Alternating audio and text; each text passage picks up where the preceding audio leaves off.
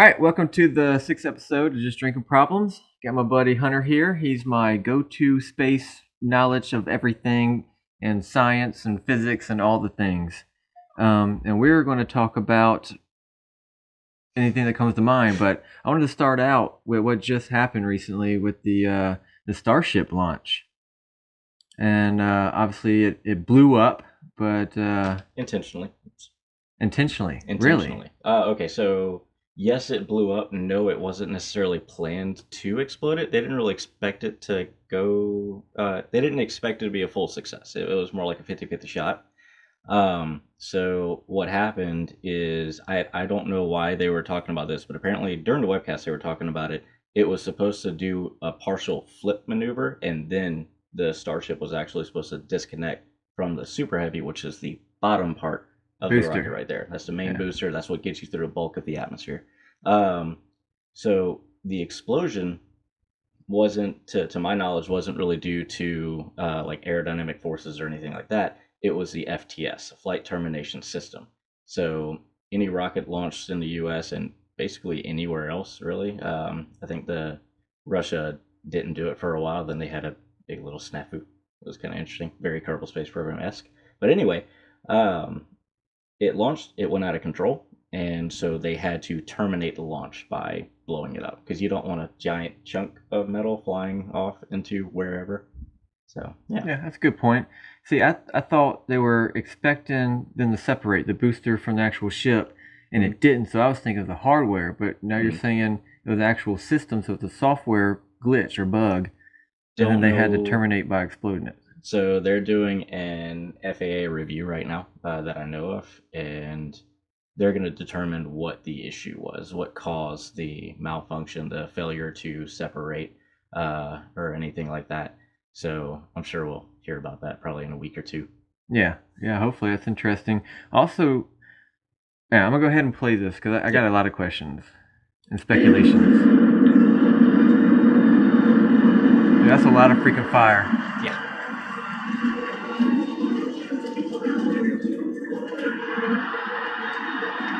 So it officially flew, which is important. Yes. That thing looks badass. Oh, yeah. And you can see right now you have engines that are out. Yeah, what's up? Oh, let me move this. What's up with that? So 3 engines are out so far. It's 31 engines. Like, we're hoping all of them could start. That was one shutting down right there. I think that flashed. Vehicle, tower clear, land of pitch over. Propulsion report. There's another one, a fourth one. Yep. What a sight from the ground. And you can see them out right there. We're flying at twice the thrust of the Saturn V heading to space. That's just new engines, so you never know how they're really going to work. They did a lot of testing on them, but I mean... But this is the first time this whole entire rocket, all components together, actually did something. Starship has flown. Super Heavy has not. That's the first time Super Heavy's flown. Right, because it actually landed. So you can see all the rockets that are out, or the engines that are out. We're up to 5. Out now. Yep. As the velocity increases, the density of the atmosphere is decreasing. That's insane, dude. Lessening stress on the vehicle. The call out next to now. Those engines are humongous. I saw someone stand next to one. They look like a toy next to the engine. Continuing to watch the first stage as we head down range. 12 kilometers. Okay, what's happening right there is actually really cool. We'll talk about that in a minute. 100 seconds into flight. We can talk about it now. Yeah, I don't know what you mean. So you see how you have this huge plume coming out? And whenever the rocket first launched, you see just a column of fire, smoke, all that stuff, right? Unless very it hit the ground, skinny. then it flew out. Right. As you get higher up in the Earth's atmosphere, the atmosphere itself has a pressure gradient. So as you get higher and higher up, you start to lose pressure. Pressure goes down and down. So whenever the rocket first launches, the ambient pressure of the exhaust, the pressure of the exhaust is lower than the ambient pressure of the atmosphere around it. So the air from the atmosphere is pushing in on the exhaust, and that's what gives you that straight column. That's really what you want, is a straight column, but sometimes you'll get what's called shock diamonds or mock diamonds, and that's those little, like that. And that's actually a sign that your exhaust pressure is lower than ambient pressure. You want your exhaust pressure to be the same because that's how you get the most efficiency. Right now, what's happening is the exhaust pressure is higher than the ambient pressure because as it gets higher up, it's 14 kilometers high right now. So what's happening is that exhaust higher pressure is pushing outwards. So you literally have a lot of the thrust of your rocket, not most of it, but it's a little percentage of it, shooting out to the sides. And you'll see it if you watch Falcon 9 launches, stuff like that. You'll see if you watch the exhaust plume, it'll start and it'll just get wider and wider and wider until there's no fire at all, and it just looks like it's smoke shooting out the sides. And there's not much you can do about that, right? Because Not really. You have to make your nozzle. You make your exhaust nozzle bigger, and that could help a little bit because it's all about the pressure of the gases leaving the engine.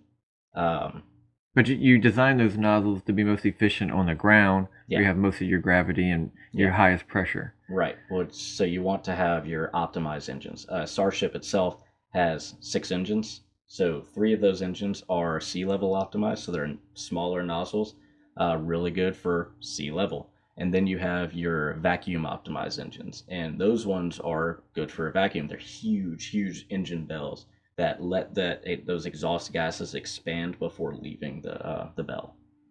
Okay. Yeah, so this is completely normal. This is what we want to see, or expect to at least. Yeah, that's expected. Okay. So. Cool. Let's and it looks like 1, 2, 3, 4, 5 of them. 6. Six. Yep, right there by the play button. Our next major activity is going to be shutdown of the first stage. The Houston Tracking Station now acquiring the vehicle.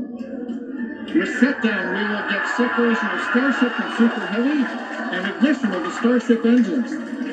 When Starship separates, we light up 6 engines in a staggered sequence. If all goes well, those 6 engines will burn for almost 6.5 minutes. Oh, look at that. Onboard view from Starship. Oh, yeah.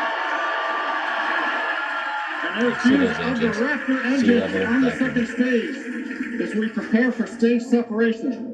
Now, after stage separation, the first stage will flip and begin a boost back maneuver for landing in the Gulf.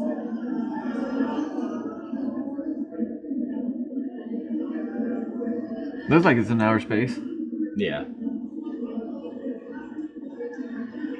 Continuing to fly, 2 minutes 40 seconds. Let's get ready for main engine cutoff. There's that little maneuver. Yeah, I don't know. Beginning to flip for stage separation. I want to figure out why they did that. Maybe to kind of lose some velocity. May not go as far. Maybe, but you really want your payload, which you see it flipping, just tumbling right now. You want your payload to have as much velocity as possible, though. You don't want to lose that because it took so much just to get it there. Yeah. But they intended it for it just to go straight up and straight down, right? It was supposed to go suborbit, so not necessarily straight up and straight down, but yeah, Our up and down. Starship should separate from the Super Heavy booster. This is when I knew something was wrong. Like, that don't seem right. Yeah. And then we're waiting on separation and didn't get it. Like we saw the start of the flip, but obviously we're seeing from the ground cameras the entire Starship stack continuing to rotate. We should have had separation by now. Obviously, this does not appear to be a nominal situation. All right, so it's about to blow up. Yeah, it does appear to be spinning, but I do want to remind everyone that everything after clearing the tower was icing on the cake. Ooh. There it goes. Yep. And everyone's freaking out, loving it. That's pretty impressive. Now, you're saying they intentionally blew it up for safety. Yeah, that was the flight termination system. So they made it explode because you don't want a giant chunk of metal to just fly off to wherever it was unpredictably coming down somewhere. Exactly. That makes sense. But how do we make that explode? I imagine we're not sending up little bombs to blow it up just in case. It's got self-destruct stuff, basically little bombs on it. Oh, okay. Little charges that are already on the rocket itself that you detonate, and it just blows up the rocket because you still got some fuel in there. Yeah. Just burn the fuel. Yeah, I guess that makes sense. I mean, I knew that it was going to blow up. I figured it would. I mean, because when you're building something like that, that's how you do it. Yeah. you test everything and you design everything, and then you test it and you redesign it and you over and over again. Yeah. And it takes years. It takes a lot of smart people, and you make a lot of big changes. Like when it first started out, it was going to be like carbon fiber or some weird shit, and then they eventually went to steel. They made a bunch of changes over the years because I think he came out with the idea in like 2019 or something. With the idea of Starship. Yeah, So like first time you could see like a rough design, or like when it became really popular. when SpaceX started it, I think it was 2013. Oh, okay. It Wow. was the ITS at that point. It was I think it stands for Interplanetary Transport System. And it was meant to send colonists and stuff to Mars. Over the years, it progressed, and then it became Starship. But wasn't it BFR? BFR was the Big Falcon rocket. Did you say so? Yeah, right. Anyway, BFR was a Big Falcon rocket. I don't remember if that was supposed to be the launch vehicle or if it was the payload itself, the ship itself. But let me see here. The BFR was the equivalent of the Super Heavy, as far as I know. Okay. So, but over the course of the years, they started developing it into Starship. You'll see a few years ago they had a very Futurama looking spaceship that was supposed to be the Starship, and then they got rid of that big ugly back fin and made it into what it is now. So, and from the looks of it, that's going to be the final design. Is real black on the bottom and then nice and shiny stainless on the top. That black is ablative tiles. Whether they're ablative or not, I don't know. Don't quote me on that. Ablative means that the material itself melts away. So it's a heat shield. Yeah, it's a heat shield. So it's going to have all those on the bottom and the stainless on the top, and that's going to help it as it comes through the atmosphere. It spreads all that heat along the bottom of the craft itself, and it absorbs a lot of heat, and it rejects a lot of heat. So it's able to cruise through the atmosphere at God knows how much speed. It's probably like 17,500-ish or so. Stupidly fast. And it's going to just cruise the atmosphere until it's able to belly flop. Because once it's going slow enough, it doesn't really have a lot of horizontal momentum. It's all vertical. Fires its engines, and then just kicks back and lands. Which they actually did land it. They did land that with so it's possible. It's possible. They did it. Took a while, but they did it. Yeah. It blew up. But I mean, everything when it starts out, like when you go through all those transitions of ideas and redesigns and material types, and you build one, you blow it up, you build another one, you blow it up, and then even do like your little hop that it did when the Starship landed without the booster. Yep. Like, keep blowing shit up until you get it right. Exactly. Because you need to know where it's going to fail. Exactly. Long before you get to your final iteration, like your final design, you start putting humans and expensive pieces of equipment like whatever, like satellites and shit, right? Exactly. And that's a huge thing. So in the US, our flight, or our space flight, the one in charge of all that is NASA. They're the ones who are primarily sending people to space, and it's for science mainly. SpaceX has sent people to space themselves, or Axiom Space, however it worked out. It was some charity thing. Really cool that they did it. To put people in space, you have to human rate your stuff. So Dragon, the Dragon is, right? Yeah. The Crew Dragon. So that thing had to be human rated. In order to be human rated, they had to put it through a ton of tests. So it had to do a launch abort. A launch escape. So I like to point out the difference between launch escape and launch abort. Launch abort is we are aborting the launch. We're at T-3. Nope, stop it. We're done. Yeah. They are used interchangeably, but I make the difference. There's a difference. Yeah, split the difference. A launch escape is we're already in the air. Something's going wrong. I don't want to die. So you separate the payload, the actual people on the spacecraft, from the launch vehicle itself, which is what's going to be mainly your failing part. If you see and where all the boom boom juice is. This is where all the boom boom juice is. This is where most of the boom boom juice is. There's a little bit too on that second stage, but most of it's on the first stage. But if you see the in-flight abort of the Crew Dragon, it was freaking cool. They launched a Falcon 9, which was really cool about SpaceX. I'll touch on that in a minute. Whenever they launched the Falcon 9 with the Crew Dragon on board to do the in-flight abort tests, it made it to max Q, which is the speed and altitude where you're going to have the most aerodynamic stress on the vehicle.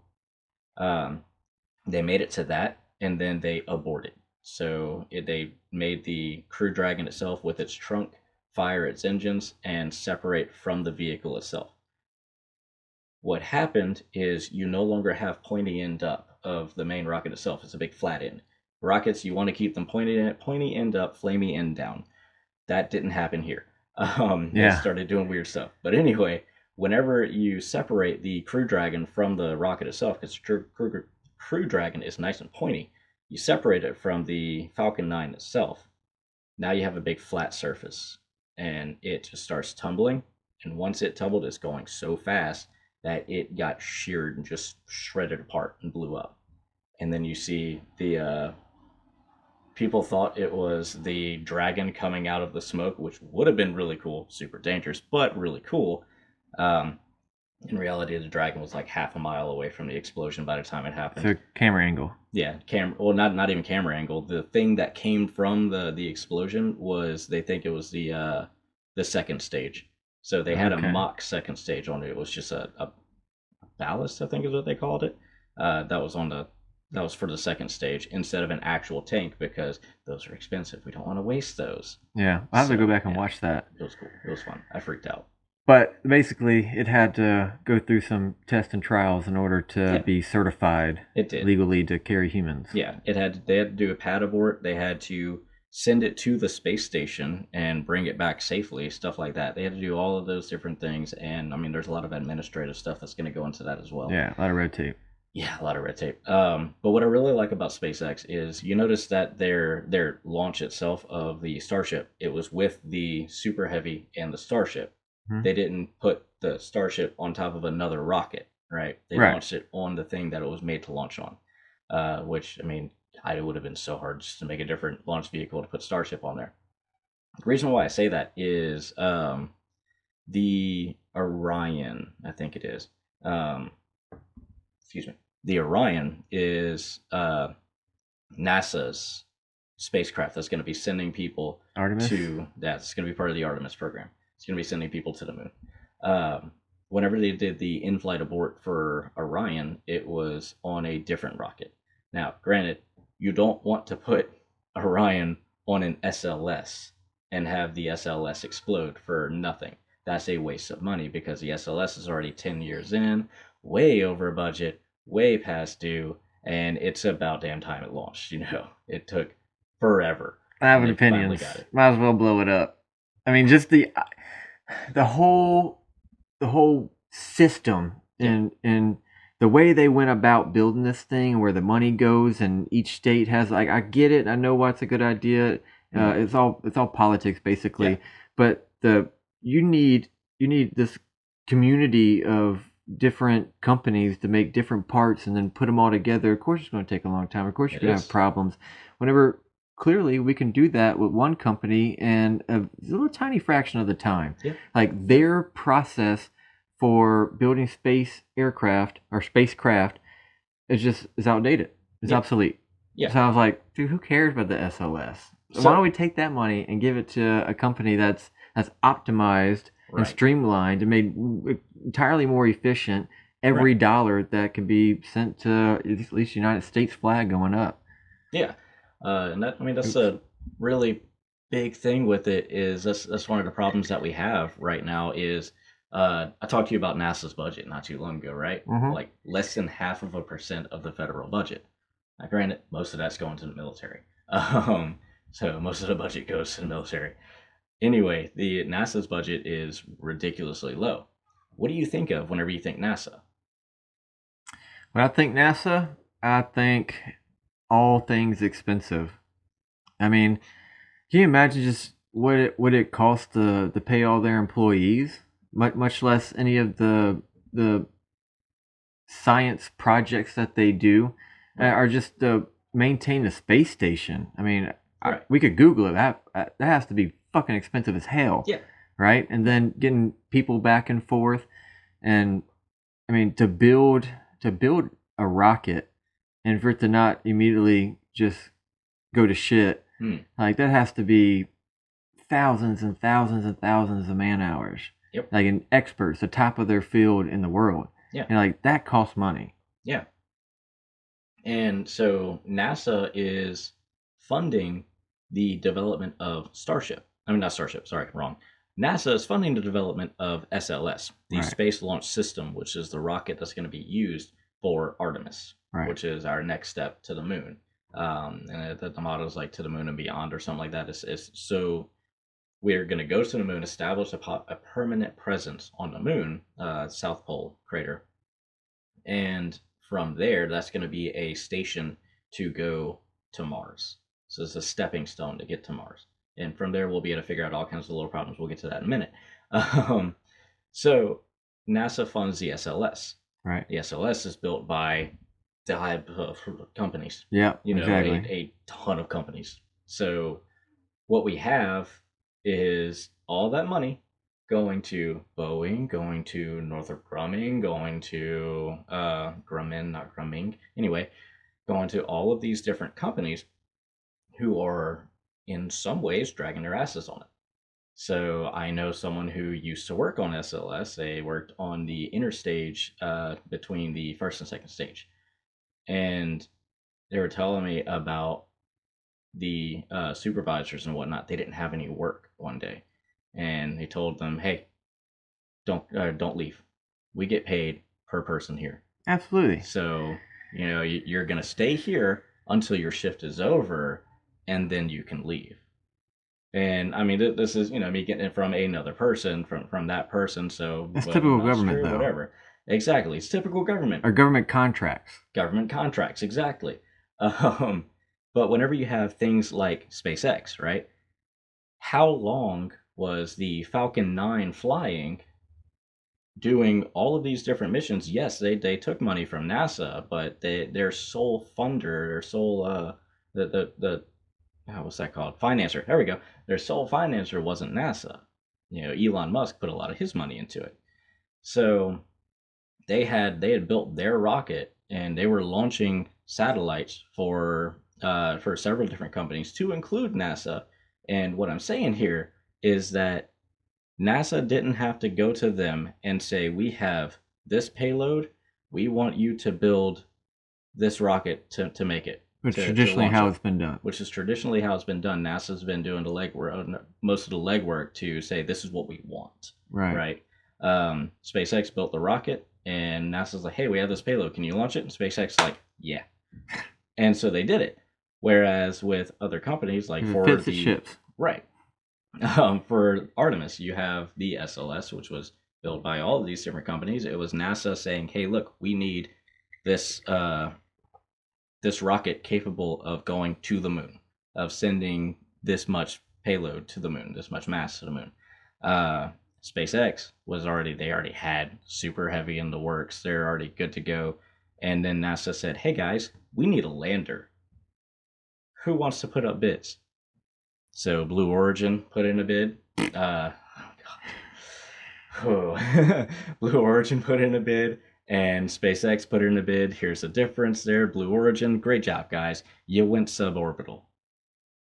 SpaceX, hey guys, y'all made it to the moon. You sent a freaking mission to the asteroid belt for the double asteroid redirect test, DART, to hit Didymus is the main asteroid, and Didymoon, that's not its real name. I can't think of its real name, but it's just so cute. Hit that moon.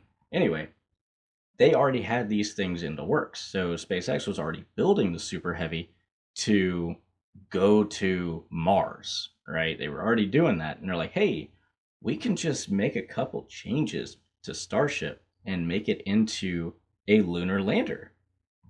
And so NASA's like, cool. Yeah. We can. I see what you've got going here, and I see how you're going to turn that into what we want. Blue Origin's like, paper? Here, I scribbled this on a napkin. Look at this. So we had a bunch of people, do the VFX and make it look really pretty. Here. Look at me. I'm a billionaire too. Right, and then they tried to sue or whatever it was to get NASA to halt the process, and they had to halt for like 2 months, and then they're like, "Yeah, no, overturn." Still doing it. SpaceX, do your thing. SpaceX already had the stuff in the works. They didn't have to make an entirely new thing to do NASA's job. Sorry, not to do NASA's job, because that's not NASA's job. To do what NASA had requested. NASA's job is science Right. in aeronautics and space. So, yeah. Yeah, I'm not really a fan of Blue Origin at Great all. for tourism, super expensive, super cool, but they haven't really shown anything in the ways of actually progressing, um, getting us places. Yeah, go do some shit and then start looking Yeah. at government contracts, Yeah, maybe. Yeah.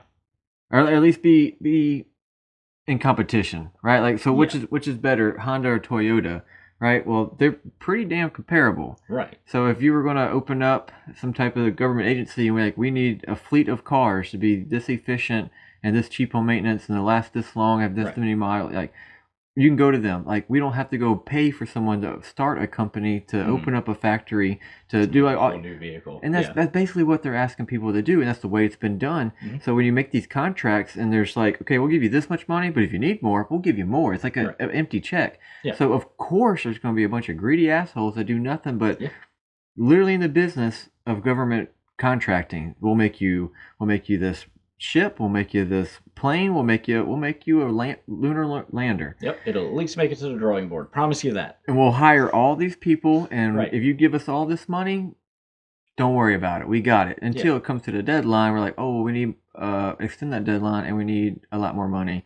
And that's just what the way these companies work. Yep. And it has nothing to do with the end goal in mind. We don't want to complete the mission. We want to take taxpayer money, Yeah. and that's all they care about.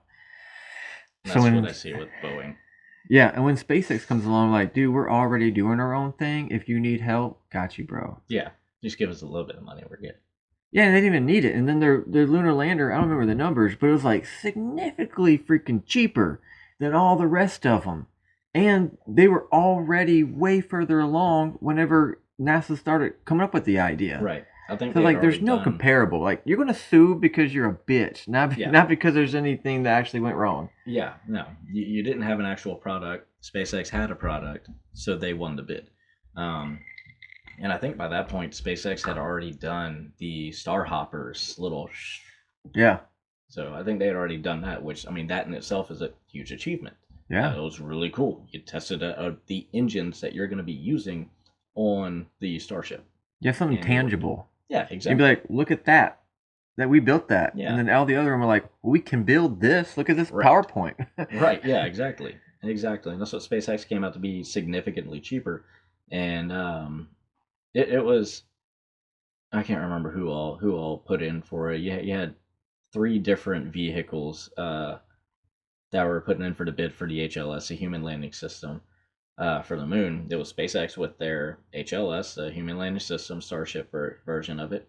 You had Blue Origin with several different companies, and they had this this huge, stupidly tall. I mean, Starship is stupidly tall. Yeah. But anyway, it was a ridiculously tall thing with a ladder that ran all the way down.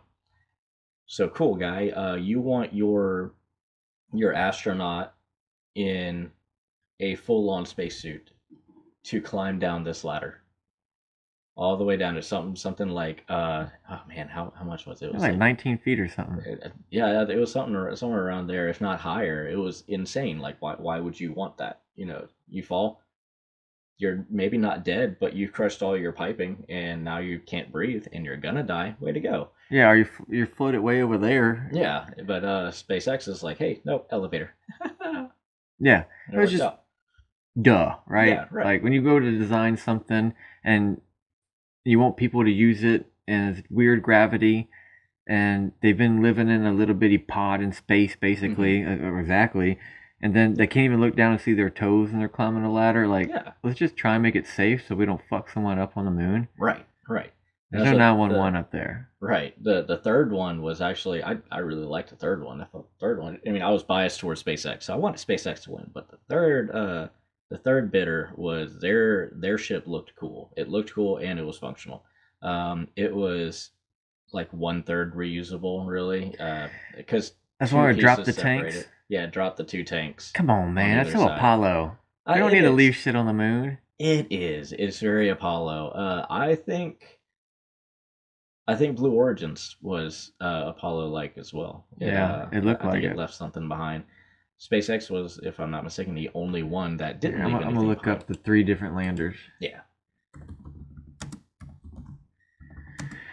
Yeah, but still, I think SpaceX. It looks ridiculous if you would. Oh, I saw Apollo shit. Yeah. Let me. What can I put? Artemis lunar landers or Artemis landers.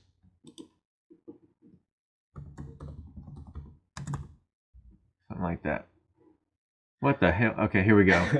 So this is SpaceX moon lander. Yeah. And this right here, one side of me is like, dude, that's so badass. They could literally all have their own suites with freaking walk-in showers, walk-in closets, and like king-size beds. Like, the thing's fucking huge. But at the same time, I'm like, we're landing on a surface that's never been improved. We don't know how solid the ground is. Like, I mean, sure, we've been there before. We have an idea about the regolith or the dirt or moon dirt. But what if one of these freaking feet right here will sink a little bit? Is this thing going to start to fall, and then whatever the moon's gravity is, we just slowly go to shit? You would start to tip. That sounds dangerous as shit. It is. It's ridiculously dangerous. We do have the lunar reconnaissance orbiter is able to, if I'm not mistaken, take everything I say with a grain of salt. I'm not an expert on this. The lunar reconnaissance orbiter, I believe, can tell the amount of regolith, what we're going to be landing on, stuff like that. So when SpaceX lands, when the HLS lands, yeah, you're going to have to worry about tipping. You're going to have to worry about landing on a flat surface. The legs themselves, I don't know how recent this one is, but the legs themselves have changed. It used to be just kind of straight down, and so you had the entire Starship resting on legs, little bitty legs, and that could tip really easy. So you want a wider base. Absolutely. Yeah, you see that with the Apollo landers. You see the huge, stupidly wide base, spread out arms. Yeah, and the little capsule that the people were in. Which means you could literally land it like this, and it'll correct itself. It would. Yeah. It also had collapsible legs, so the legs themselves would crush. They had little like honeycomb type pattern things in the legs where it would crush in if they landed too hard, and that would help. That's thinking. That's good engineering. That's good engineering right there. It's really good thinking. But now you also have to be careful with how you land, because you don't want to land too hard, be at too much of an angle, stuff like that. But far less chance of tipping. I would rather crush some legs and then live for however long I'm going to be on the moon, kind of in a slant like this, than there'd be some structural problem, and now all my oxygen's just going away into space. Yeah. Like, let's sacrifice the shit that's not life-saving. Yeah, it was almost Apollo 13. And then how when they were designing that, they had no idea what the hell was landing. The Apollo guys, they had no idea what landing on the moon was like. They'd never been there. You had the was surveyor. It made out of cheese? Like they didn't really know that much. Right. They had the surveyor data, because they had probes that landed on the moon before we went, or before people went. And those probes gathered a little bit of information and whatnot, and it kind of helped. It helped with figuring out how they were going to land, stuff like that, and that's how they developed the lander itself. That's why they made it 4 legs instead of 3 legs, stuff like that, because you have too much of a tipping possibility with 3 legs. So, and we're doing this without freaking computers. Yeah, like these are dudes with pencils. Yeah, like that's fucking impressive. Yeah. It's insane. And now we have computers that do all this stuff for us. Yeah, we have AI. Right. And you're gonna propose a lunar lander in the 2000s that you can't bring it all home. that just seems like, come on, man. Yeah, We have reusability is a rockets big that deal. land themselves now. Yeah, yeah, and that's the thing with Starship. One of the biggest problems right now with Starship, the HLS variant of it, is refueling. Um, it if I'm not mistaken has enough fuel to land on the moon and get back to orbit, and now you have to refuel it. To refuel it, you have to send several starships to go and pump fuel into it, so it'll be good to go. So that's the only issue that they have with it right now. The other landers, I don't know. Let's do. Do I have the mouse? No, it won't. Anyway, I don't have. Did it die on you? I think it did. Oh shit! Sad face. Oh wait, there it goes. What did I do? There you Oh, hey. That's Okay, I just what- had to do something. Wake it Alright, up. I don't know. Cool. So, wait. We're already at Bing, yeah.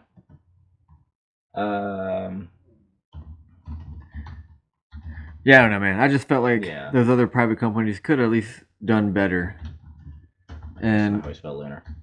while I was concerned about the starship tipping over on the moon, because when you look at the moon, I think like craters and it's all raw.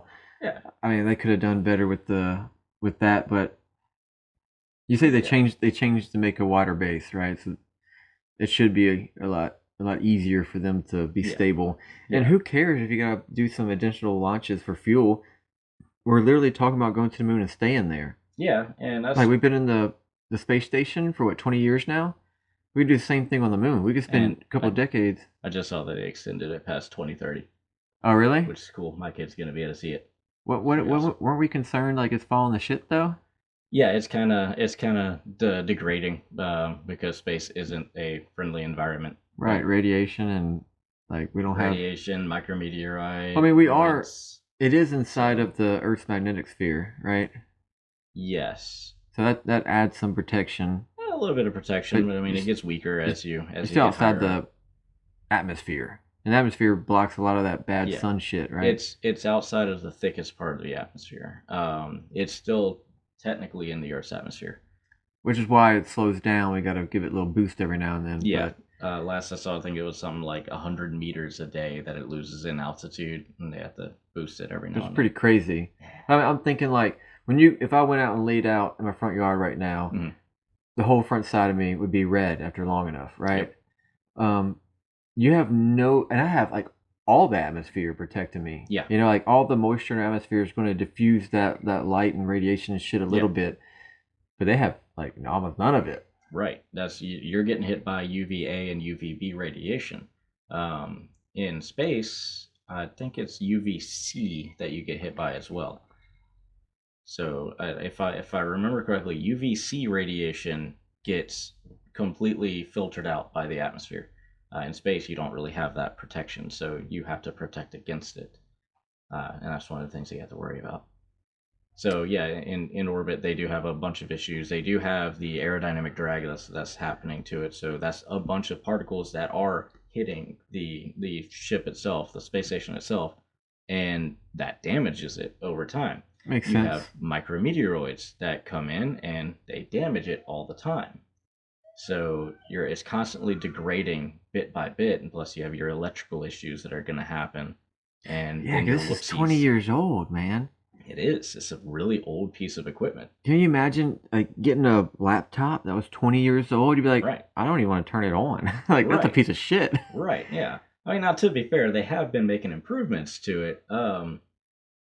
They just implemented a few years ago, they implemented new solar panels on it, testing new solar panels. So the solar panels that it currently has on it, they're flat and they had to extend and just extend out. The new solar panels that they're putting on it, they're rollouts, and it's That's just cool. it's a thing, boom, and it just rolls on out, and they collect more sunlight than the current solar panels. They're more efficient than the current solar panels, and only like I can't remember. I think it's like 2/3 the length of the old solar panels. And they're So- actually covering some of them and taking in more light, producing more electricity than the solar panel. That's badass. So it's still a good test bed. Yeah. I mean, that's neat that they're going to extend it.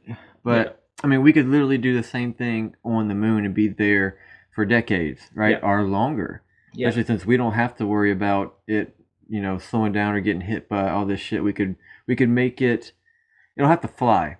It just sits on the moon, so we can make it more robust. Yeah. And why not send extra launches all the time? One for that, to land on the moon and resupply missions and whatever we need. Maybe expand our colony there, but also fuel. And then once we get to the point where we can make fuel on the moon, then we just launch from the moon up to a lunar lander, refuel it, send it to Earth, and then that launch we sent the fuel on comes back down to be refueled for the next one. Yeah. You can make a revolving system around that. You can. And one of the things I was thinking about was the good thing about going to the moon. Like, the wonderful thing about going to the moon first is here's all of these challenges that we're gonna run into to go to Mars, because Mars is our ultimate goal right now, right? We want to get to Mars. We want to put a flag on Mars. Which would be badass. There's a lot of problems that we're going to come across.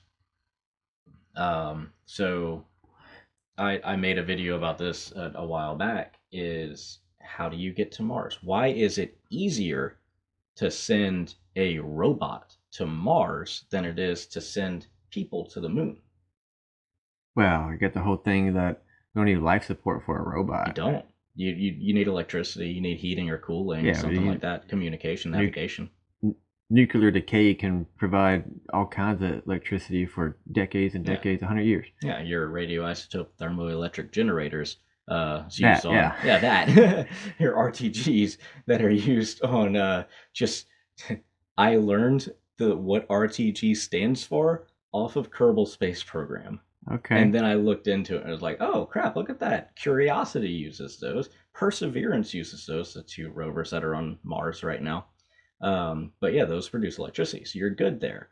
But to send people, this isn't Kerbal Space Program. You can't cram these people in a pod and just yeet them off into the void and hope they end up where you want them to go.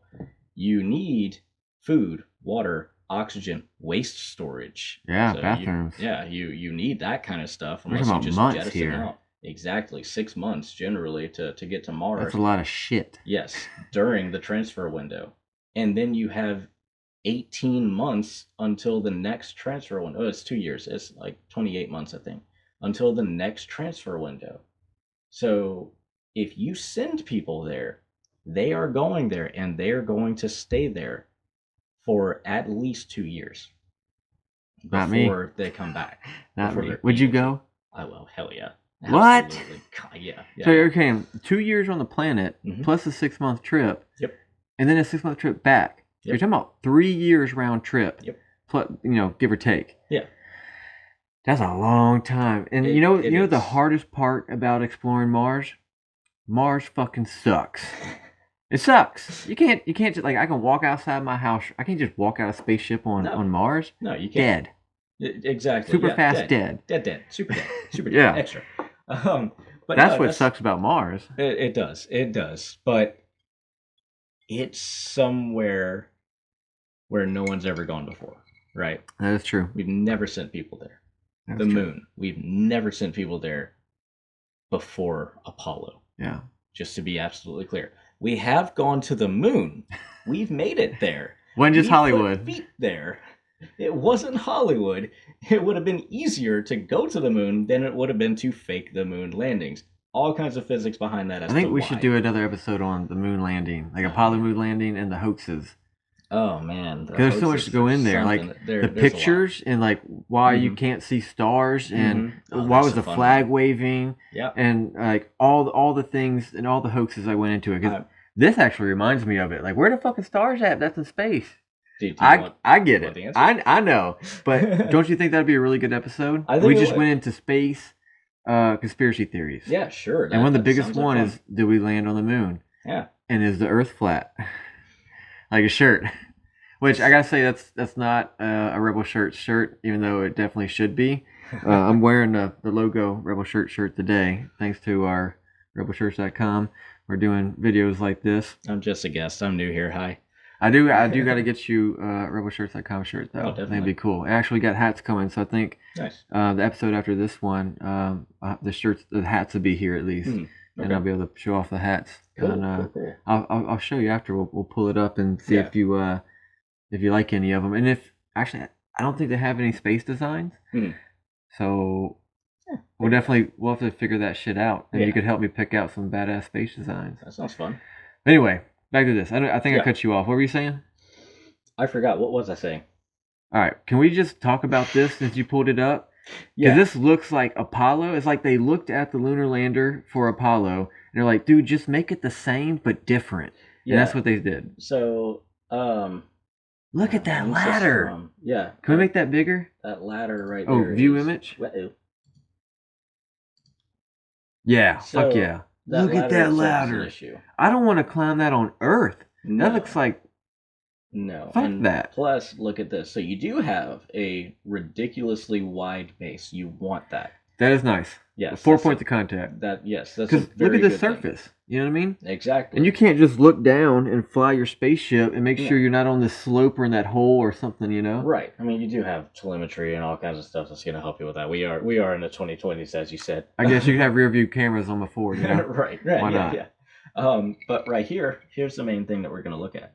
So this right here is your launch. So it uses it's Apollo-like. It uses your lander, your descent stage, as a launch pad for your ascent stage. That's ghetto, bro. So this is same thing as Apollo, basically. That's 1960s right there. Right. Now, I don't know if this was the most updated one. I'm pretty sure that they just stopped working on it because they cried and then didn't get the bid even after crying. So, You came up with a shit idea. Yeah, they came up with the tried but true method. Okay, I'll give them The that. tried and true method. But come on, man. Yeah. Yeah, no, it's SpaceX. It's a completely reusable system. Yeah, you can literally launch this thing Yeah. from Texas or Florida, land it on the moon, hang out there for a period of time, and arrive back in Texas or Florida in the same rocket with everything that you launched with minus the fuel, and take back some space rocks or something, Yeah. and then refurbish, send it back to the moon for a second time, Yeah. and not have to dodge this shit. Right. To correct that little bit right there is the launching and landing with the same vehicle. The HLS for the SpaceX variant is not capable of atmospheric flight. Oh, So really? yeah, How do no. you get there? So you have to get there with the Orion. So the Orion is going to go to the Gateway. The Gateway is we're talking future Artemis missions, not Artemis 3.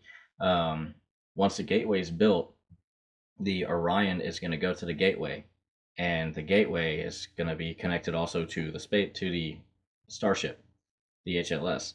The astronauts are then going to go from the Orion through Gateway, as far as I know, to HLS. HLS will then go down to the surface, land. They'll do all their cool sciencey stuff, put some footprints, make some regolith snowmen, so stuff like that, and then you launch back up and you make it back to the Gateway, hop back on your Orion, and then it goes and skips through the atmosphere and lands in the water.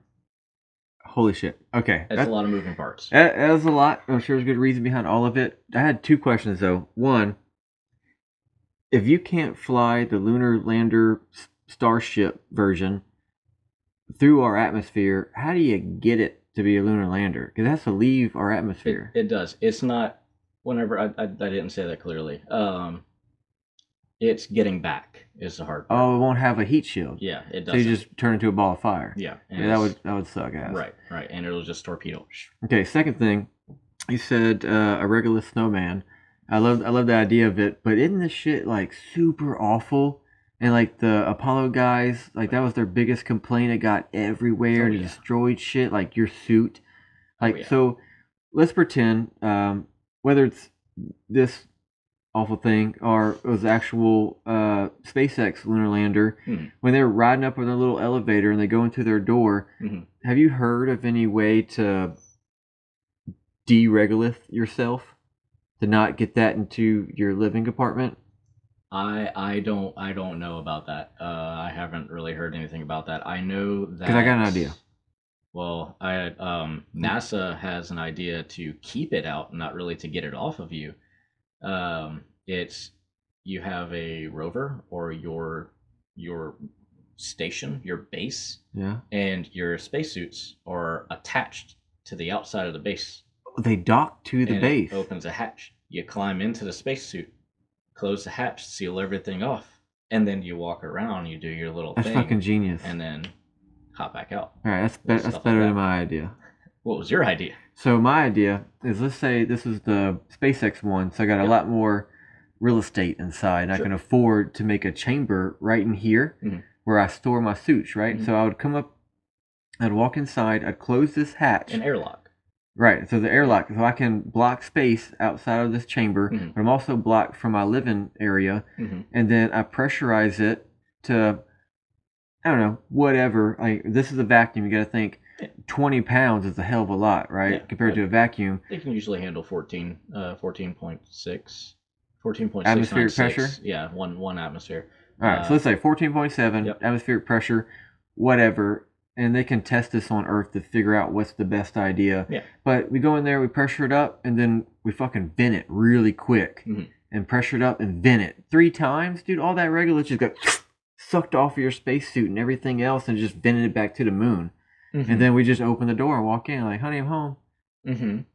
You don't think that'll work? Air is precious. Okay, true, What but don't can you we have on make it? Can we make air? Like, Sort you know, of. like in a submarine, if we're running out of oxygen, we can burn some shit to make some oxygen. Sure. Yeah. Or we could pressurize it in a tank somewhere. So we can say, okay, we brought enough extra air. It don't even have to be breathable, right? It don't have to be oxygen. It could be nitrogen. Like, fuck nitrogen. We don't need that shit. Even though I know it's 76% of what we breathe, but like, whatever's the easiest air molecule type gas Sure. that we can cheaply bring with us. Sure. We'd be like, we have enough to make 4, 7, 10 trips and come back in. Mhm. All right, you know what? That's just a terrible idea. We should just dock and then crawl out of our suit like a hermit crab, Yeah. and then not fuck with none of that bullshit. Yeah. I mean, or we can bring hydrogen. Nothing's ever bad happened from containing hydrogen in a tight area and bringing it somewhere, right? Wasn't that the whole Hindenburg? Apollo 13? Hindenburg. Oh yeah, blew Apollo up. 13. Okay, right. Okay, Hindenburg. Yes, Apollo 13 was an oxygen tank. Yeah, Apollo 13 was an oxygen tank that I think the oxygen froze in it, or it was Some kind of something electrical thing, and the then stir didn't work right, and Yeah. the electrical short ignited the oxygen, blew the freaking doors off of the service module, and they had to use their lander as a lifeboat. They were about to die. that brings up a good option, or a good question. With the lunar land, wow, I guess it's totally different because they had to bring that back to the ocean on Earth. If there was some type of community or colony on the planet or on the moon, they could kind of turn around and figure out another way to get home. Then you need the fuel to land again. Yeah, that's true, but they would have. I don't know. That's a tricky See, one. I'm just thinking yeah. in the lunar lander from SpaceX, if you had a problem like that, there's no lifeboat. Nope. The whole thing is solid structure. Nope. And that's the thing, is that it's almost in a way like the space shuttle. The space shuttle, to get out of a holy crap with the space shuttle, you had to ride the lightning until the solid rocket boosters ran out of fuel. Then you can start doing whatever you needed to do. That was kind of dumb too, but yeah. it worked. It worked. I mean, 2 space shuttle failures, and neither one worked out too great for the crew. I think there's always going to be a risk, no matter how There smart is. you are and how many times you redesign the wheel for space travel. There's always a high risk, and there's always potential for something to go wrong. Yeah. And you have to accept that fact. No, absolutely. That's the thing, is the most dangerous part of space travel is coming home. Yeah, re-entry. Is getting through the atmosphere. because that's whenever you're dealing with a ton of heat. You're dealing with all the heat, you're dealing with aerodynamic forces. If you screw up a little bit, that was the problem with the space shuttle, is you have this big flat surface, and it may be a problem with Starship as well, is you're reliant on this one surface where if this thing were to flip like that, it wouldn't be any different with the atmosphere wouldn't see that any differently, right? Yeah, So- I would say the only argument to that is we can let computers fly. Yeah. And they're like way better because they can process 10,000 things in a microsecond that would take us 10 seconds to figure out the problems it did 10,000 times for a fraction of us. You know, like it's just, they're so much faster and more efficient than us, and they can make movements way fast. Like, Definitely. clearly, computers fly thousands of people through our skies every day. Yeah. You know, they're fucking good. Yeah, autopilot's a great thing. And then if we don't trust a computer, well, then we get a second computer or a third computer. Then they can compare, and if one computer's bad, the other two will talk and be like, no, we're right, and fuck that computer. Yeah. You can put 5 computers in that thing. Redundancy. Yeah, I mean, and if you don't like fly-by-wire, put 2 wires. You know, like we can make the thing way safer than any human. Yeah, absolutely. I don't know. I trust that. No, definitely. And I mean, it worked for how many times does the space shuttle fly? Like how many flights, how many missions has the space shuttle flown on? I have no All idea of how them. many. Compared to how many times did it go wrong? True. That's the thing. True. You know, sure, whenever it went wrong, it was a catastrophic failure. And horribly catastrophic. You know, sadly resulted in the loss of life, and that's something we never want to happen. Nature of the beast, though. It is. With your, so of all those flights, I would say the failure margin is not margin. The failure rate is ridiculously low for the space shuttle. Overall, it was a very safe vehicle. And it looked cool, too. It did look cool. It looked so awesome. I wouldn't mind bringing it back, like Space Shuttle 2.0. Yeah, it's super expensive though, and only, well, 3/4 ish reusable. Solid rocket boosters were fished out of the ocean and reused, or refurbished and then reused, and the But what if they were main tank Falcons? wasn't. Huh? What if they were Falcons and they came back and landed on the pad? That'd be cool. Like you could make the SpaceX 2.0 a lot. I mean the Space Shuttle Got 2.0 a lot more modern and reusable. You could, yeah. Definitely. But there gotta be a flaw to it, which is why they're going with the Starship design and not a shuttle design. Yeah. Also, the problem, one of the big problems with the space shuttle is ooh, is we couldn't send cargo and just cargo. There had to be crew on board. Oh, you're right. Now, what if we would have made it? Look at this loser. Anyway, we could have made some type like Dragon, right? Dragon was intended for humans, but it also could be cargo and it's autonomous. Yeah. Now, maybe we didn't have, or we definitely didn't have that type of. We didn't have the hardware in order to make the software to be autonomous back in the day. Right. But Shuttle 2.0 does. Shuttle 2.0 does, and now you need to put something in that crew compartment because you don't want wasted space. More cargo. More cargo. You can. All your cargo needs to be pressurized. Put that in the crew space. That's what the Crew Dragon does whenever it's reused as a cargo dragon. Is they use that crew compartment, and that's where all your pressurized cargo goes. It was the same thing with the regular dragon. The cargo dragon was you had that the actual capsule itself. That was where your pressurized stuff went, and your trunk is where your unpressurized cargo went. That makes sense. Just like an airplane. Yeah, exactly. So, That's all why right, my bottles of shampoo. We've hit on- when I fly. we've hit on a lot of stuff. I want to bring it back to Yeah. our starship. Let me find a get Jeff Bezos out of here. I'm gonna bring up a picture of Starship. See if I can get one on the pad when it's fully stacked. Yeah. I mean that's fucking cool, right? It is. Let's do that one. All right. So I see this as our best chance for future space exploration.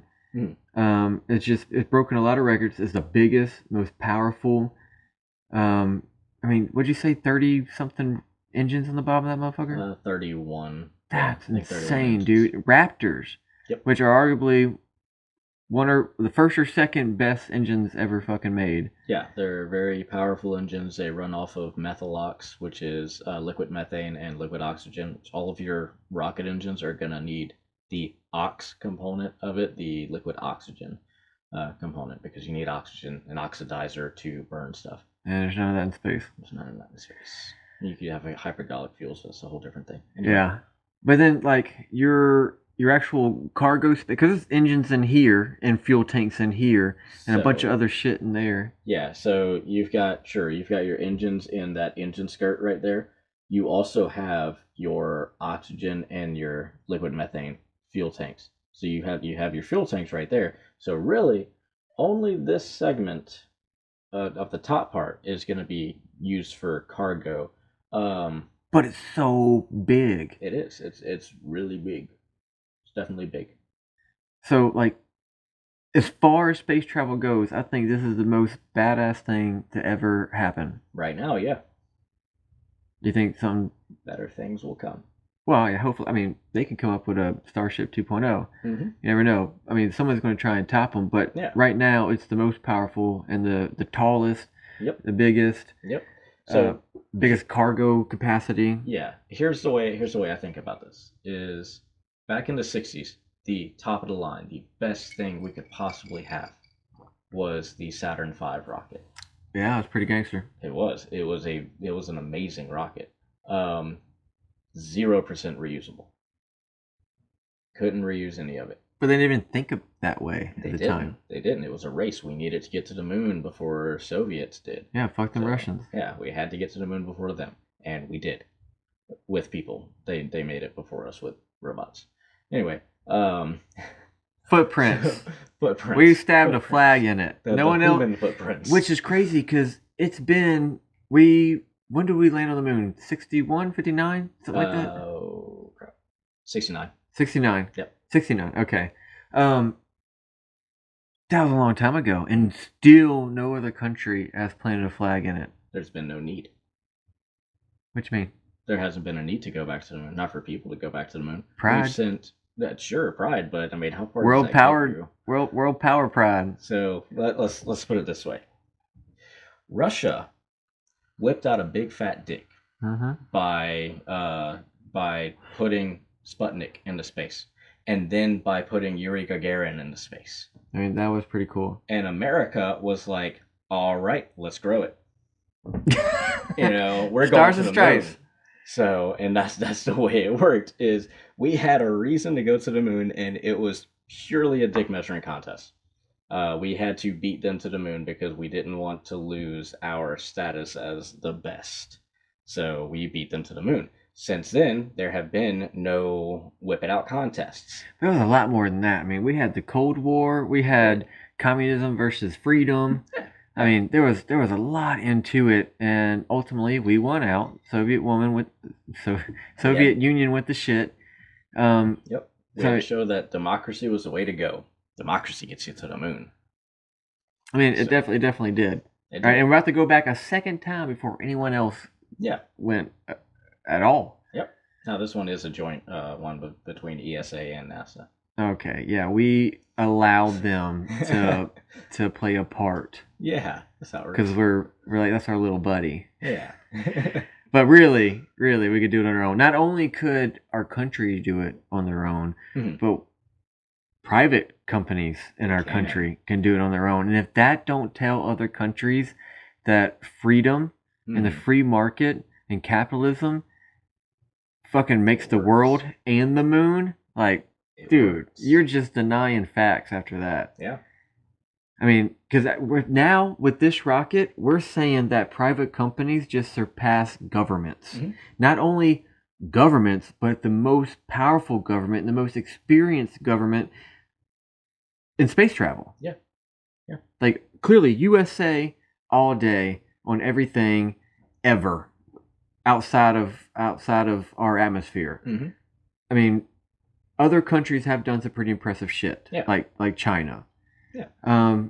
But still, Dropping man. their own rockets on villages.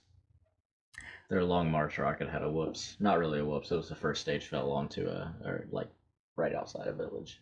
Yeah, I mean, Whoops. as far as their accomplishments, though, because we have some pretty good fuck ups too. Yeah. China does have a space station right now. But not only do those nation states have to compete with NASA, our government, but now private companies.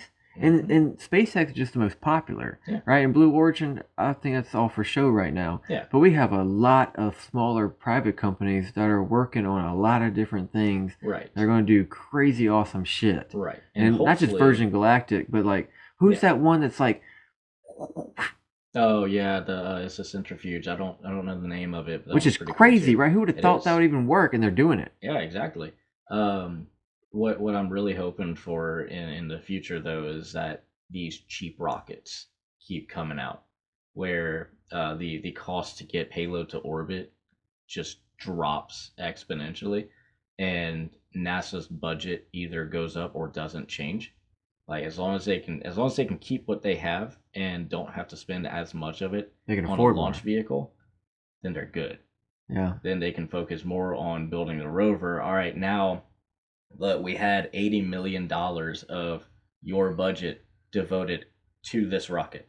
Well, now this rocket is only going to cost us $5 million. So now you have $75 million more dollars to put to this lander, rover, satellite, probe, whatever it is you're doing. Yeah. And you now go forth and do great things. Don't blow it up. So. Or if you do, we can now afford to buy you two. We can. Yeah. It's like first contact. Why build one when you can build two? Yeah. No, I definitely agree with you. I like all the modernization and making things more efficient and reusable and to make sense and not doing it the old way of like, let's give stupid amounts of money to stupid amounts of companies and get something that kind of works half-ass. Yeah. But it takes 15 years. Yeah. Like it's stupid, man. And clearly the government isn't good at doing business. Right. I mean, the whole idea of government, you take free money and then you waste it. And you might accomplish something. But with private companies, every dollar matters. And they can clearly accomplish amazing things. And this is just the start. This is the first time that this rocket left the ground. Yep. And if you think about how this company started, Elon Musk was using his own personal money. His own money. Yep. Not tax money. After 4 Falcon 1s, it was going to be done. Not doing it anymore. Can't do it. Yeah, because they all blew up, just like this one. Yep. But they learned and they modified, or they made some changes, and they kept going for it until they got it right. And then all of a sudden, they built an amazing company that's able to really change the history of humanity. And in order to do that, at least he claims that we should be a multi-planetary civilization. Yeah, and there's a bunch of reasons behind that. I don't know if I see the point of being interplanetary. I mean, I get what he thinks. Like, okay, well, eventually we're either going to kill ourselves because everyone hates everyone. We're going to run out of resources. We're going to pollute the shit out of it. I get that point. But even a half nuclear destroyed Earth that's polluted oceans and rivers and like all the shittiest version of Earth you can imagine is still paradise compared to Mars. It is right now. Why would we go to Mars? Other than the fact that it'd be super cool and we can learn a lot and we're explorers. Yeah. I get that. And I support that. Yeah. So not necessarily man, how can I best put this? All right. If you could be at two places at once, would you? Hell yeah. Hell yeah, right? Yeah, definitely. Because if you're in this place, you're in this coastal village that's about to get hit by a tsunami, it would also be nice to maybe, I don't know, be in a high rise somewhere in New York or whatever, somewhere safe. Okay, maybe not New York City. Anyway, but we're in Tennessee in the mountains. There you go. We ain't worried about waves. There you go. You can be on this coastal village, and you can be in the mountains in Tennessee. Yep. Same time. So when the tsunami comes, and it wipes out that coastal village, you're dead there, but you're still here. So Okay. it's As the a same thing with as a Mars. species, I see what As a you're saying. species, we have people on Earth, and then we have people on Mars. So as people, and we also have people on the moon. If a comet hits the Earth, it's not really going to affect the moon. The moon's going to be fine. The moon might go into a debris trail from the comet's coma, but other than that, or the comet's tail and coma. Anyway, it might hit the debris from that, and you might have to shield your habitat from that. But for the most part, the moon will be fine as long as you have the resources and the sustainability. On Mars, we'll have that same sustainability by that time. I guess it's just hard we'll be to good. imagine because we haven't actually done it yet, so No. we don't know all the advances that's going to come from attempting to do Yeah. it. And it As might we- be like, I don't know, 50 years from now, Yeah. you might just be like, hey, babe, it's our anniversary. Let's get a ticket to orbit the planet and take Right. some selfies Yeah. and the window with the Earth right there. Yeah. And then it gets so cheap that, like, hey, you really could Mhm. get hired to a company and they send you to the moon to work Right. on this network system Right. or this whatever. And then, like, the same thing on Mars. And, like, we just keep building and building because at one point in time, we're all living in caves, right? Yeah. But now we literally changed the surface of the Earth and we have roads that can go from Alaska through Canada, the United States, Mexico, Yeah. and all the South American countries all the way to like freaking Chile or Brazil. Yeah. Like that's insane that you could literally physically drive a car Mhm. through 2 continents like that. Yeah. You know, and so if we can do that here, who knows what we could do there, right? Especially if we got private companies and governments working together because everyone knows America hates Russia and Russia hates America, but we've been working on the space station together for a long time. And Russia has agreed to continue through 2028 to continue supporting the space station. So when it comes to science, we kind of just forget about all the bullshit Yeah, of hopefully politics. we can all come together for it. That'd be good. So maybe on the moon or on Mars, while it may be kind of crazy to think that we're going to try and live there, Mhm. as far as our society we could create there, like it could be a lot better. Yeah. Because it won't be borders. Exactly. Like, we're gonna all be the a same. colony of all these different countries that are going to be right there on the moon. I mean, on Mars. It's and on the moon. possible that the people there would care more about water, air, food, Mhm. you know, the important things Yeah. than, oh, well, your skin tone's different. Oh, Right. well, the flag that sent you here is different, or Right. your culture is different, or your whatever, you know? Yeah. And they could be more focused on building a human civilization on these different rocks. Yeah. And that's what hopefully all of these things will go away soon. The racism and stuff like that. Just it's pointless. We're all the same. We're all the same species. You know, Yeah, there's no it is dumb, difference. but I don't think it's gonna go away on Earth. Probably not on Earth. Not for at least another 100 years. Yeah, it'd take a lot of time Yeah. Yeah. because It's- we're too dumb. We are definitely. But- Agreed. But we send the smart people to other places. They Yeah. might be able to do it. Yeah. Yeah. I think the only way it would really work is if we could make some money doing it. Yeah. Especially from the private sector. Yeah, That is money driven on the absolutely. private Because sector. that's fucking expensive right there. It is. It is. It's going to be fully reusable, which means it's going to be ridiculously cheap in the long run. I think that it's projected to be cheaper to launch a starship than it will be to launch a Falcon 9. Really, Yeah. that would be very impressive. Yeah. Oh, look, there's Artemis. There's SLS. Oh, look at this Falcon Heavy. That looks Yep. gangster as shit. Oh, yeah. Falcon Heavies are awesome. Dude, that's like super dildo. Yeah. Yeah, okay. Oh, look, here's SLS. Yep. Oh, an Oh. SLS model. Let me look at that. Close enough. I think you zoom in, I don't know. Man, that Yeah. just don't look like the future. That looks like Apollo. It does. It has the but same space abort or the launch abort. yeah. What do you call that? Escape? It's a launch abort system, or Okay, an yeah. LES, a launch escape system. Yeah, sure. It's very Apollo-like, but also, I mean, okay, up until this thing launched, or up until maybe a few months before it launched, I'm sitting there like that thing's obsolete. It's pointless. We don't need it. And then I see pictures of it on the pad. And I was like, it's kind of sexy. Yeah. And then I went to Cape Kennedy, or Cape Canaveral, and went to the Kennedy Space Center and went to the Apollo Center, which is you take a bus from Kennedy, and need I to do that. saw it on the pad, and things happened. So it was awesome just seeing it, and I didn't get to see it up close. I had to see it from like 3 miles away. Still pretty big. It's freaking huge, and it was awesome to actually see it. And I didn't get to watch the launch. I was there for the launch, but they scrubbed it because of a hydrogen leak. Look at the It's price. expensive. Just for a toy. Yeah, That's how they pay for it. that's expensive. But yeah, they had a hydrogen leak, and so they didn't go through with it, and they launched in November.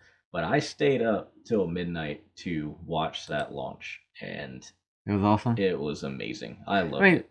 a rocket launch is just amazing, A rocket launch regardless is amazing. Yeah, of who made it and how it was made. yeah. I agree with you there. Okay, so we kind of hit a bunch of topics. Let's get back to the Starship here. Mhm. When do you think we're gonna get to the point where Starship launches, whether Florida or Texas, booster comes back? Can the booster land itself? The booster will be able to land itself. It's going to be able to. So it's going to launch. Starship's going to separate. It's going to stage. It has So fins, right? No, not the boot. Well, the booster, yeah, it has grid fins. Yeah, 4 grid that. fins, and it's going to use those after its boost back burn to steer and come back to the launch pad where Mechzilla is, where it has its 2 big chopsticks. That's so cool, It's man. gonna catch it, That's gangster as fuck. which is an insane engineering feat in itself. So it's going to catch the booster. It's going to come down really, really slow. It's going to have its engines firing, come down slow, and then catch it. And then from that point, it will be able to just grab another Starship and set it on top of it after a few inspections, refuel, Fill it up with some gas. good to go. And That's launch cool. again. Yeah. That is really cool. All right, so when can we launch? The booster flies back, and Starship can orbit the Earth and then land back on a pad. Like, how long are we talking? Like 2026, 2028, 2030?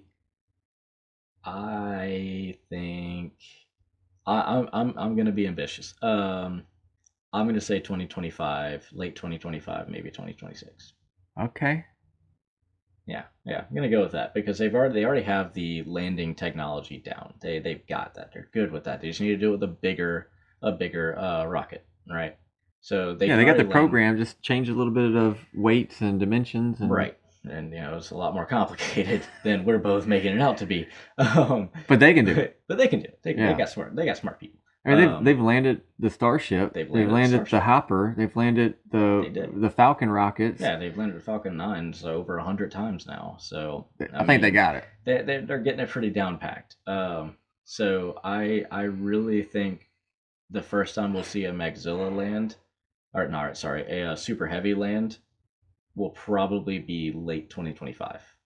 That's awesome. That's what I'm thinking. Now, Musk is super ambitious as well. Starship or the ITS was supposed to be going to Mars and having colonies and stuff set up by next year. Yeah, well, I mean, So- if he puts a date on it, you need to like add 3 years. Push it. Yeah. Yeah. Yeah. That's how you judge Elon time. Yeah, exactly. But I mean, you gotta think of what they've done already. We're getting spoiled, Mhm. right? Because the shit that they've done in the last 10 years ago was science fiction. Yeah. And because they're not just landing rockets back on a pad. Yep. They're landing them autonomously On drone ships. on autonomous drone ships Yep. in the ocean, and then they can drive back. Yep. Like, that's pretty insane. Yeah, definitely. That's some So- comic book type shit. It is. It is. Like, It's when- achievements. When we were in elementary school, if someone's like, dude, one day you could just hop in a rocket. This rocket will blast you off into space, and it will turn around and go back to refuel and launch somebody else. Like, maybe that's exaggerated, but it's basically what's happening. Yeah. That's freaking awesome. Definitely. So that was all stuff that we would have never expected, And 15, 20 years ago. this is totally like, clearly we're with fans of SpaceX. Yeah. And I don't think anyone's really touching them right now. I mean, Not yet. it would be nice if there was somebody else. Like, you don't want to only buy Ford trucks. You Right. want the option to buy GMC, Chevy, Dodge. You want the options because it brings down the price of everything, and it makes those companies strive to innovate and make things better. Yeah. So competition is good. Free Yeah. market is good. Yeah. That's what Blue Origin is planning on making their new Glenn. Their new Glenn rocket is going to be an orbital class rocket. So that will be at that point SpaceX's competition. Is Blue Origin. Okay, well, I hope they do it. I just yeah. where We just haven't where seen they at? anything yet. Yeah. I was going somewhere. I forgot what I was going to say. My bad. Yeah. Damn it. I started thinking about other shit.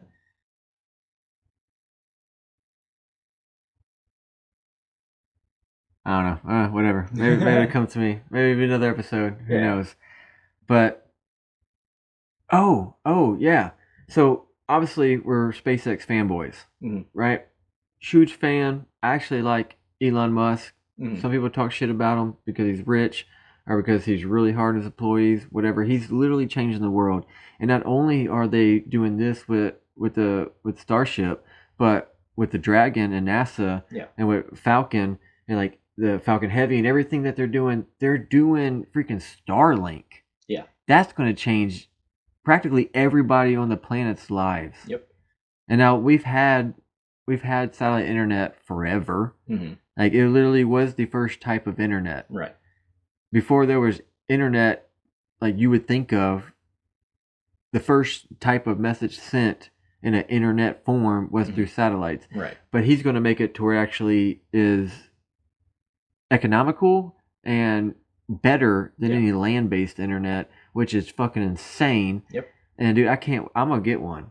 Yeah. I don't know when. I haven't put it on the calendar, but I'm definitely going to get one. Yeah. Because I could literally take a box and a satellite and move to a different state. I can move the other side of my neighbor's house. I could move to a different country. I could bring my internet with me. Yeah. If I could plug that shit in, put it on my roof or somewhere, and like I got better internet than I can get from Comcast or Cox or whoever. You know, that's insane. Yeah. And then because it's going to be so good, you could be in the middle of the ocean on a ship and get the best speed on internet, right? You could be in an airplane flying from New York to London at the fastest freaking internet. You could be practically anywhere on the planet and have better internet than you have right now at your house. Yeah.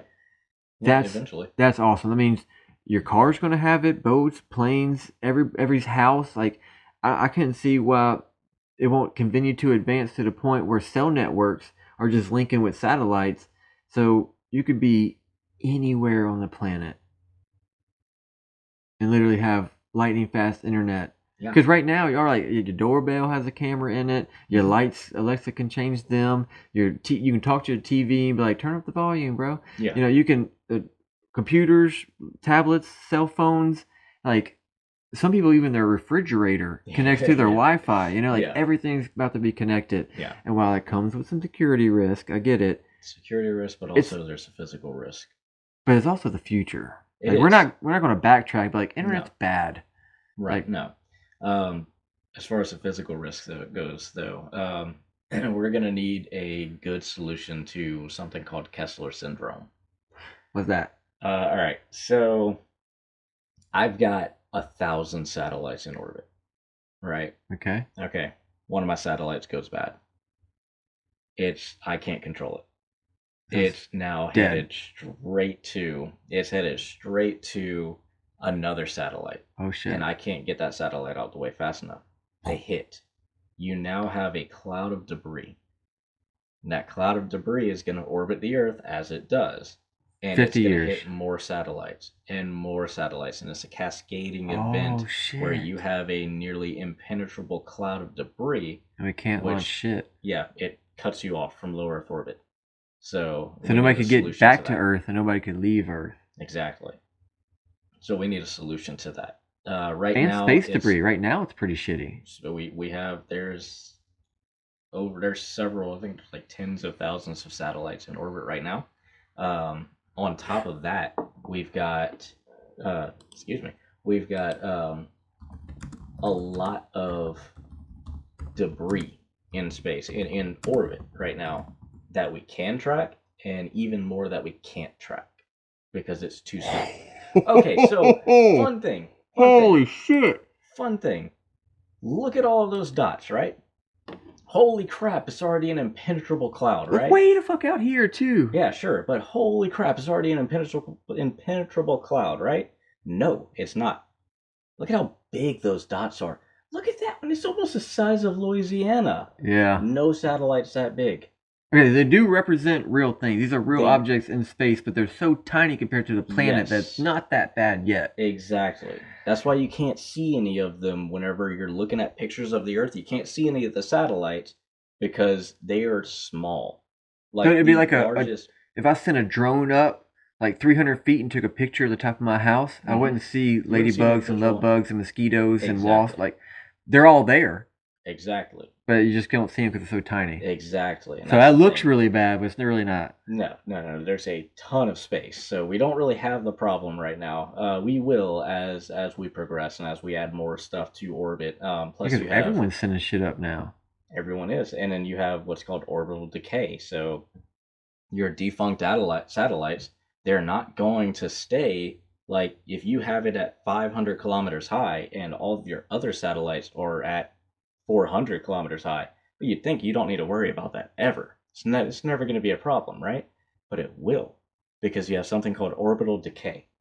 So different gravitational forces and aerodynamic resistance, all of this stuff plays a factor into that satellite's orbit.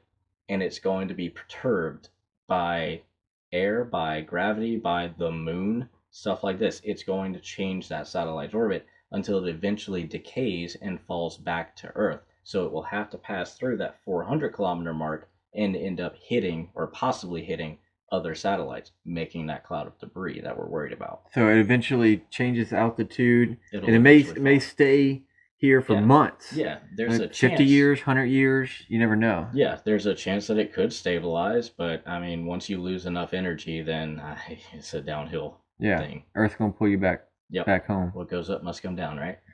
So, yeah, and I guess so. You're talking about what you call the Kessler syndrome, and that's a theory that could possibly happen. At some point in time, we would have enough shit going around where this bumps into that and that bumps into that, and over years, all this shit is just going crazy, haywire. It makes a huge cloud. So you'll have at first like hundreds, if not thousands, of miles of separation between one piece and another piece of debris, or even one satellite and another satellite.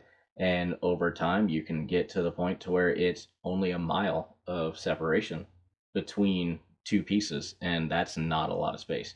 Like that's danger close. You know, you always see people freaking out. Hey, we're gonna have an asteroid that's gonna pass 4 million miles from Earth. That's super ridiculously close, because it is. That is really close in terms of space. The moon is 250,000 miles away, 238,000 on average, right? That's really close to us. So if we have something pass in between us and the moon, which has happened before, that's ridiculously close. So if you have things in orbit that are only a mile apart, that's bad. They're right next to each other. Right, because think about it. They're traveling about 17,000 miles an hour. That's insane, dude. So yeah, they're gonna a lot of potential energy for destruction. Yes. And no one's up there piloting these things. There's most of the satellites are good. I think the red ones in this are defunct satellites. I think I couldn't tell you for sure. Does it say? No, that's some other bullshit. Sad face. Yeah. So I think red's defunct. There are a lot of defunct satellites right now. and no one's piloting those. You know what we need? We need a way for a company to perform a service. Like, hey, you pay us this much, we'll get your shit back down to Earth. Right. And I don't know how the economics behind that would work, like who would actually pay for it, because like so the company who put the satellite up. Well, sure, yeah, or the country, yeah, right, and they could be sued. Whoever satellite it is, they could be sued. So a company could be sued by its own government because there could be like a world organization, some kind of global space agreement or some shit like that, maybe the UN, something, and be like, hey. You country, you put up these 7 satellites in 1980, 1997, and 2004, and like now we're projecting in the next 7 years that they could come too close for comfort to China satellites or to EU satellites or this one Canada satellite or whatever. It could cause like a cascading Kessler syndrome effect. So we're either going to sue the shit out of you and charge you to do like all these bad things and claim that you don't have some kind of legal right to space, unless you take care of this issue. Right. And it kind of makes sense, right? Because there's been times where like Russia crashed some shit into Canada and it cost Canada stupid fuck amounts of money to clean it up, right? And they sent a bill to Russia and Russia paid a portion of it. But like clearly we all need to live on this planet and enjoy some things like air and space that are kind of neutral. Yeah. And open oceans, right? So I see we should treat space in that same kind of global realm of things and not just these little bitty borders, because really there's all kind of lines here in Africa that don't fucking matter when you come to space. So if there was a company... That's South America. Oh, fuck, you're right. There's Mexico and Florida. Okay, my bad. It looks like Africa shaped though, don't it? A little bit. I need to turn this a little bit. Yeah. Sorry. Good eye. But what if there was a company... Let's say Hunter Space Company, and you literally could launch this probe or robot type thing, and you could go and you could capture something, and then have these boosters that shoot, and you just bring it on back, and you time your speed or your thrust to the Earth's rotation, and you land it right here in the middle of the fucking nothing ocean. Yeah. And then you charge that country or that company who owned that satellite. Cost of service. Huh? Cost of launch, cost of service. Yeah, exactly. Yeah. So really you get your cost back plus a profit like any other company. Yeah. So I know a few, I think ESA definitely and NASA, any satellites or FAA really, any satellites that you put up in orbit, they have to have a way of getting back. That's smart. So or in the case of a geostationary satellite at 23,236, I think so. I think that's what it is. Miles high. That's ridiculously high. It's going to be way too expensive to bring your satellite back to Earth. Expensive in terms of fuel. So they actually, whenever their end of life is expected to be, they do a prograde burn. So they burn in the direction that they're moving, and it pushes their orbit out into what's called a graveyard orbit. And that's a very stable orbit where it's not going to fall back down to Earth for millions of years. Yeah, who gives a fuck then? Exactly. Your other satellites, like your low Earth orbit satellites, the Hubble Space Telescope is going to deorbit whenever the next time it has an issue. They're done. They're deorbiting it, and it's just going to turn around, fire its engines in a retrograde direction, so against the direction of its travel. That's going to slow it down, and it's going to fall back to Earth. That's cool. So that's what a lot of satellites have that, but if a satellite suffers damage or something like that, or there's a just huge failure that none of the programming works, none of the hardware works, it's defunct. It's not going to work anymore. You're not going to be able to execute that, do your thing. So basically there's people thinking about it, and there's plans in place, and there's some kind of law. Yeah. To make it to where we don't trap ourselves on the planet. Right. Because we don't want to do that. Yeah, that'd be dumb. It's a big but small planet. Yeah, I mean, it does sound like that'd be the type of dumb that humans would do. Yeah. But at least the smart ones that are concerned with the issue are coming up with some type of plan. Right.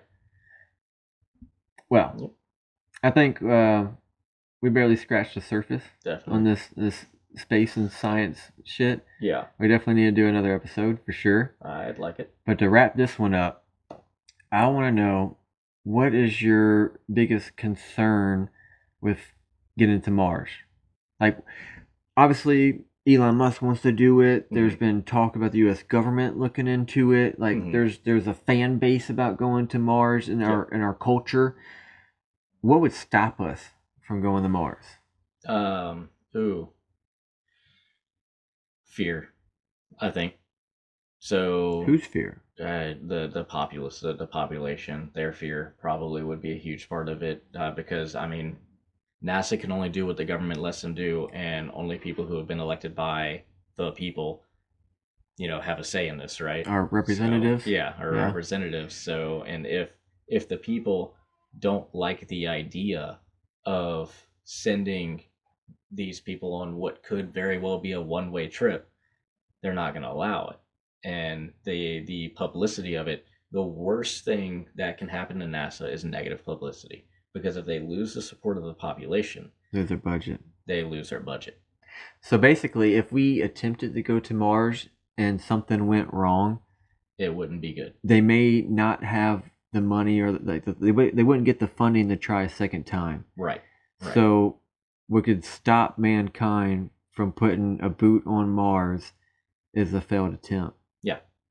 Or just fear in general, like you said. Like, when it comes time to write that check and hand it over to NASA, be like, hey, let's go to Mars. Make it work. If we don't have a Russia to have our big dick competition with, we may have no reason to put all this money towards Mars. Gonna be like, ain't no motherfuckers in Mars at all. We do not care. You want to look at it? Get a telescope, bitch. Because we are not putting billions of dollars into going to Mars. Because why? Yeah. We say, oh, well, we got global warming to worry about, or we got homeless problem, or hey, maybe we should give $10 trillion to Ukraine for some reason. Yeah. Whatever. There's gonna be some kind of idiots out there asking with their hands out for a bunch of money. Right. And if we basically, what you're saying is culture mindset could stop us from going to Mars. So yeah. I mean, look at Apollo 1, right?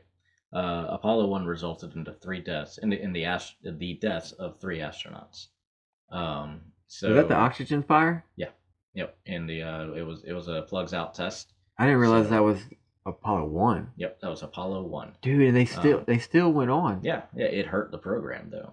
It hurt it a lot, and I'd say the only reason that it continued was because we hate Russia. Yeah, we had to beat at Russia. The time, That's the only reason it continued. So if something like Apollo 1 were to happen on, God forbid, like Artemis 2, that would put a big damper in the Artemis program. That would hurt the Artemis program big time.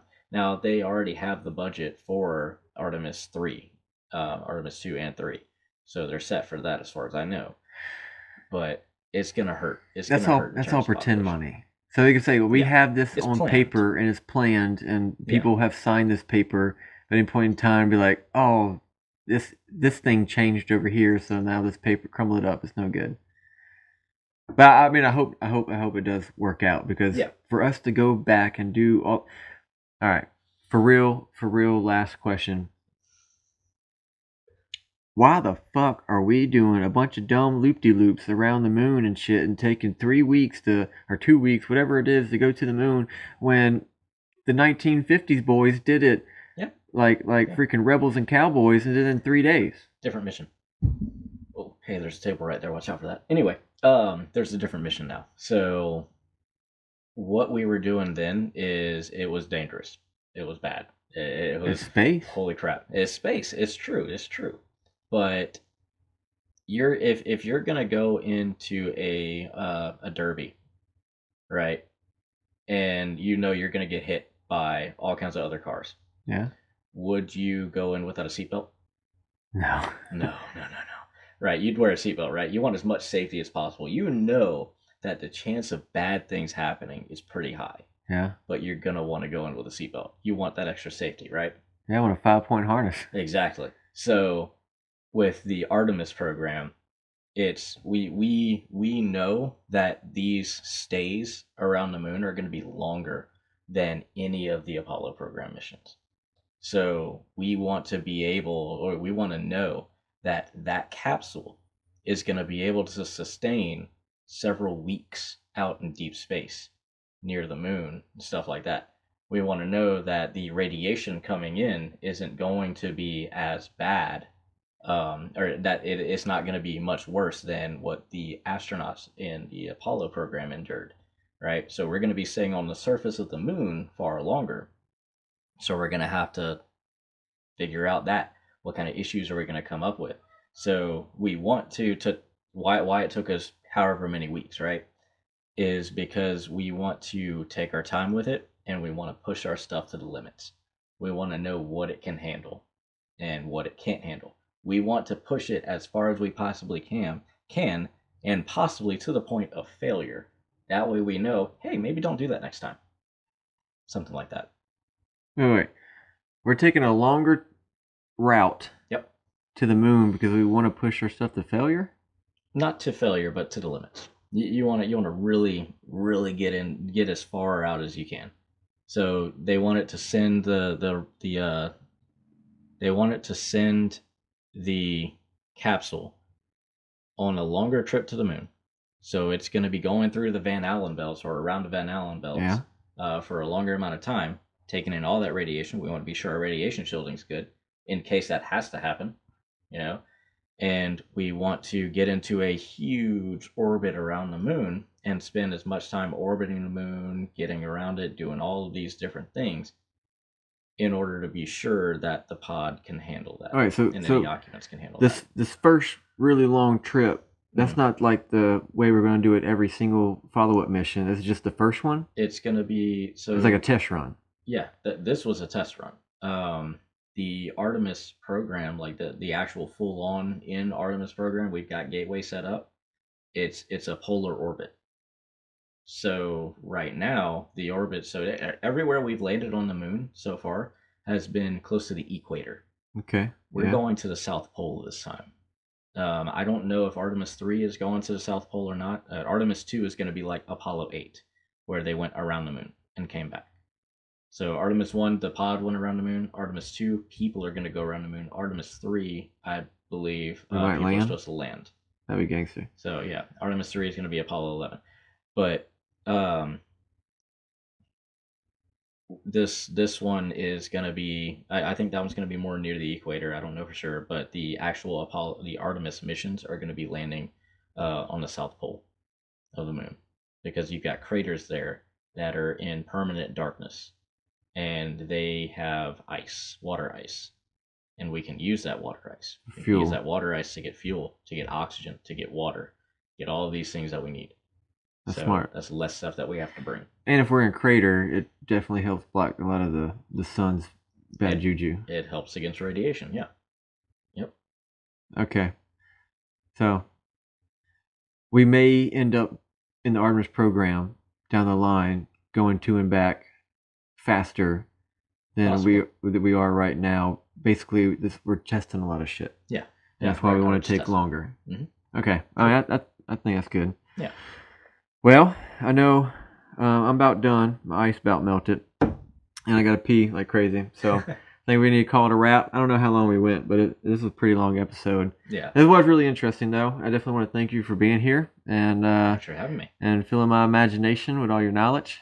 But we're gonna come up with another handful of topics, and definitely have to do this again, man, if you enjoy it, because I thought it was awesome. Yeah, I really like the conspiracy idea. That one's going to be fun because I can actually talk about the physics behind the stuff and why. All right, that's what we're these doing. Things are wrong. Next time you come back and record again, we're going to do moon landing, flat Earth, conspiracy, space stuff. I like it. And hopefully figure some of that shit out and let people know why not to believe in those things. Yeah. Yep. All right. Yeah, cause it's definitely a good break. Normally, we're just talking shit about political things. Right. So to bring this up is it's a welcome change, in my opinion. So yeah, thanks again. And if you enjoy the show, make sure that you check out rebelshirts.com. Like, comment, subscribe, hit the bell, all those things, and stay tuned for next time Hunter comes back. Yep. And we're out. All right. Thanks for having me.